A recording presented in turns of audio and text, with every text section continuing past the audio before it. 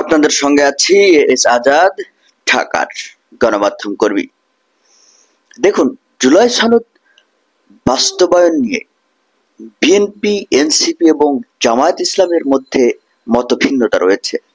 এখন সনদে স্বাক্ষর করার আগে বিএনপি, এনসিপি এবং জামায়াতের কি মতামত ছিল এবং বিতর্কিত বিষয়গুলো কি, আসুন জানা যাক। বিএনপি জুলাই সনদ স্বাক্ষরে প্রস্তুত।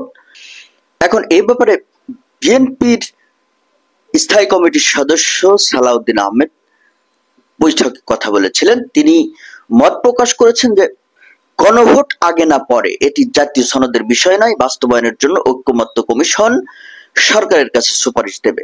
তিনি বলেন যে আমরা সবসময় প্রধান উপদেষ্টার সিদ্ধান্তের প্রতি শ্রদ্ধাশীল, আশা করি আপনি আপনার সিদ্ধান্ত প্রকাশ করবেন।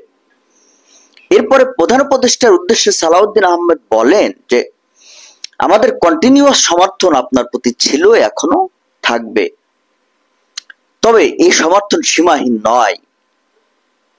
আমরা চাই আপনার নেতৃত্বে একটা ঐতিহাসিক নির্বাচন এবং এটাই হচ্ছে কন্ডিশন। আমরা গণতান্ত্রিক উত্তরণের জন্য এই সীমারেখার মধ্যে আপনাকে সমর্থন দিচ্ছি। অর্থাৎ সালাউদ্দিন আহমেদ বলছেন যে নির্বাচন নিয়ে কোনো টালবাহানা চলবে না। আপনি জুলাই সনদ বাস্তবায়ন করুন আর নাই করুন, ফেব্রুয়ারিতে নির্বাচন হতেই হবে। আপনারা এই প্রধান উপদেষ্টাকে বিএনপি সাপোর্ট দিচ্ছে, তার মানে এই না যে তিনি যা বলবেন কিংবা যা করবেন তা না।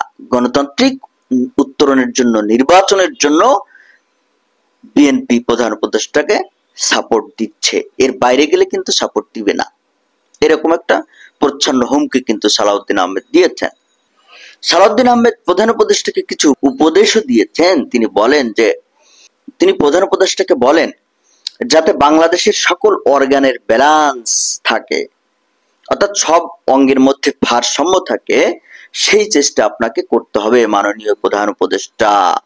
আমরা চাই না প্রতিরক্ষা বাহিনীগুলোর মধ্যে কোন রকমের ভারসাম্য নষ্ট হোক, আমরা সেটি অ্যাফোর্ড করতে পারবো না, তার মানে বিএনপি সেটা নিতে পারবে না।